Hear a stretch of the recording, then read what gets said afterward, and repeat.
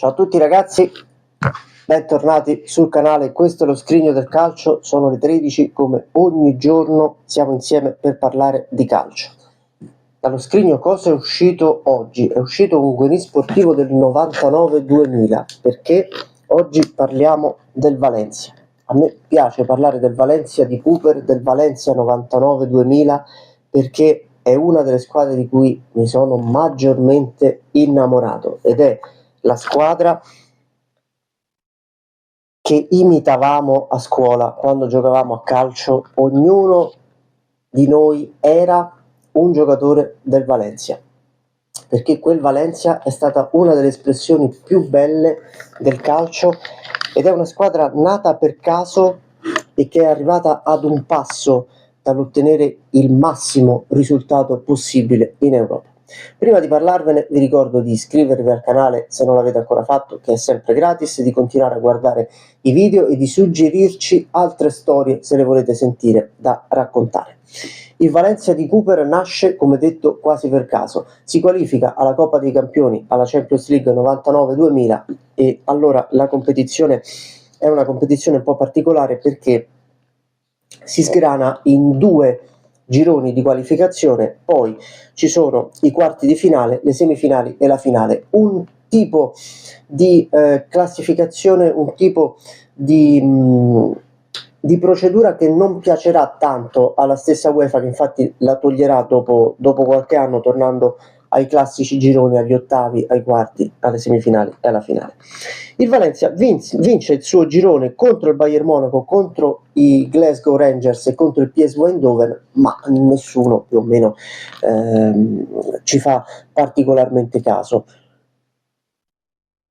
Chi si accorge del Valencia e quando ci si accorge del Valencia? Nella seconda fase a gruppi, quando gli spagnoli sono nello stesso girone della Fiorentina e quindi anche in Italia si inizia a guardare il Valencia, ma soprattutto dei campioni d'Europa in carica del Manchester United, oltre al Bordeaux. Il Valencia gioca benissimo, è forse la prima espressione di quel calcio spagnolo veloce e tecnico che abbiamo visto poi nel corso degli anni e che ha visto sia la Spagna sia le squadre spagnole trionfare in Europa e nel mondo. Il Valencia ha in porta Cañizares, che è un ottimo portiere che vive i migliori momenti della sua carriera. Ha un ex giocatore, ha un giocatore che è un ex di squadre italiane, del Torino e dell'Inter, che è il francese Angloma, ma soprattutto ha un centrocampo con un giocatore come Gaisca Mendieta che è qualcosa di sublime da vedere. Io ancora oggi non ho capito che cosa sia successo a questo giocatore dopo la cessione dal Valencia alla Lazio, la cessione stramiliardaria in cui che ha sancito praticamente la fine della carriera di Mendieta, che non è più riuscito a ripetersi. Mendieta era un giocatore un po' lento, ma con una visione di gioco, una tecnica eccezionale ed era un rigorista come pochi se ne sono visti al mondo. Spiazzava i portieri sempre e comunque. Una dote che ricordo a Stefan Svok, che ricordo anche a Montella e anche a Maradona, di spiazzare sempre il portiere. 9 volte su 10 spiazzava il portiere. E infatti i rigori spesso erano mezzi centrali perché non aveva bisogno di angolarli particolarmente. C'era Gerard, che era un altro centrocampista d'ordine, forse meno appariscente di Mendieta. C'era Farinos, che seguì Cooper all'Inter successivamente, e in attacco c'era Claudio Lopez, che era un giocatore velocissimo, rapidissimo, mancino, andrà anche lui alla Lazio ed era un po' il bomber di quel Valencia. Il Valencia arriva secondo nel secondo girone di qualificazione e gioca la partita con la Fiorentina, che vincerà 4-2. Adesso la troviamo, eccola qui.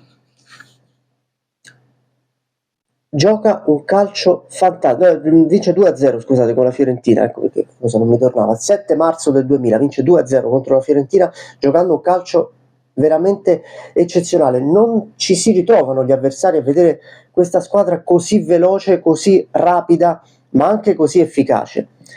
E a questo punto il Valencia inizia ad essere un avversario temibile. Ai quarti di finale incontra la Lazio, e parte molto sfavorita, perché la Lazio 99-2000 è una delle, forse la Lazio più forte della sua storia, e Valencia-Lazio finisce 5-2 e tutto il mondo, tutta Europa si accorge della potenza di questa squadra. I giocatori della Lazio non riescono a ritrovare le distanze, non riescono a capire come i giocatori del Valencia arrivino nella metà campo biancoceleste, come arginare la rapidità di questa squadra. 5-2 è un risultato veramente pesante, ma che non taglia fuori la Lazio dalla qualificazione, tant'è che Diego Simeone, che è il leader, il giocatore più carismatico dello spogliatoio della Lazio, andrà lui a parlare nel dopo partita e dirà testualmente: chi non ci crede non venga proprio al ritorno. Lazio-Valencia finisce 1-0, il Valencia non gioca benissimo, ma sa che basterà fare il minimo indispensabile per portarsi a casa la qualificazione. Segnerà Veron, non basterà alla Lazio per ribaltare la situazione, e il Valencia andrà clamorosamente in semifinale, e lì c'è il derby spagnolo. Ci sono 3 spagnole su 4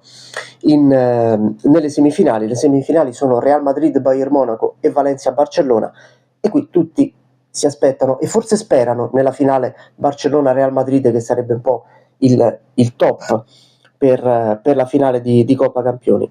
Ma il Valencia tira un altro brutto scherzo, vince 4-1 col Barcellona, e si ripete la stessa cosa che si era vista con la Lazio. Il Barcellona non ci capisce niente, il Valencia arriva da tutte le parti. Forse continuano a sottovalutare questa squadra, continuano a pensare che questi risultati siano frutto del caso. Al ritorno Barcellona-Valencia finisce 2-1, ma in realtà il risultato è abbastanza ingannevole, perché è una partita che il Valencia amministra benissimo, segna con Mendieta al 70° e il Barcellona ribalterà il risultato solo nel finale, ma in maniera del tutto casuale e comunque del tutto inutile. La finale il 24 maggio 2000 a Parigi, lo stadio Saint-Denis, è Real Madrid-Valencia.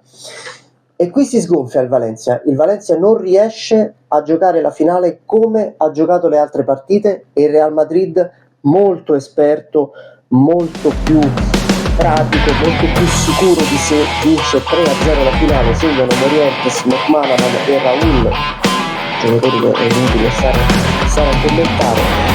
Vince la finale, vince 3-0. Il Valencia forse teme di aver perso la sua grande occasione. Eccolo qui il tabellino di Real Madrid-Valencia, giocato peraltro con le seconde maglie, nero il Real Madrid, arancione il Valencia. I giocatori del Valencia sono abbastanza disperati, eccoli qui alla fine, Claudio Lopez e Mendieta che sono a terra, e nessuno si aspetta quello che il Valencia farà l'anno successivo, perché nel 2000-2001 il Valencia arriverà un'altra volta in finale, giocando in maniera meno spettacolare, ma con l'esperienza della stagione precedente.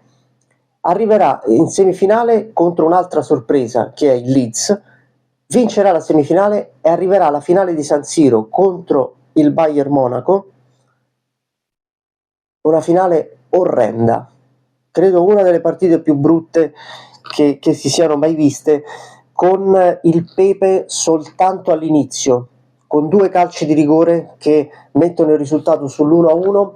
La partita poi si avvia stancamente, più con la paura, le 2 squadre hanno più paura di perdere che voglia di vincere. Si arriva ai calci di rigore, dove i miracoli li farà Can, parerà dei rigori anche Canizares, ma il Valencia perderà ai calci di rigore contro il Bayern Monaco. Sbaglierà anche un italiano, Amedeo Carboni, che verrà consolato da Raimondo Vianello alla fine della finale in pressing Champions League sulle reti Fininvest, Mediaset. Io non ricordo che battuta gli fece Vianello, ma ricordo Carboni che gli disse: meno male che c'è lei che mi tira un po' su di morale.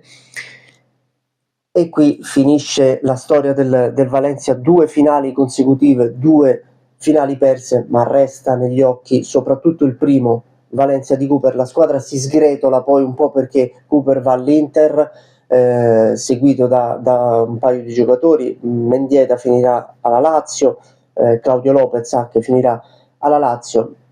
E il Valencia, nonostante la parziale consolazione della vittoria della Coppa UEFA nel 2004 in finale contro il Marsiglia, non riuscirà mai a sollevare quella Coppa dei Campioni che per qualche mese sembrò veramente vicina alla città marina di Valencia, e quel Valencia resta una delle squadre più belle degli anni 90. Questa è la storia del Valencia, questa è la maglietta del Valencia.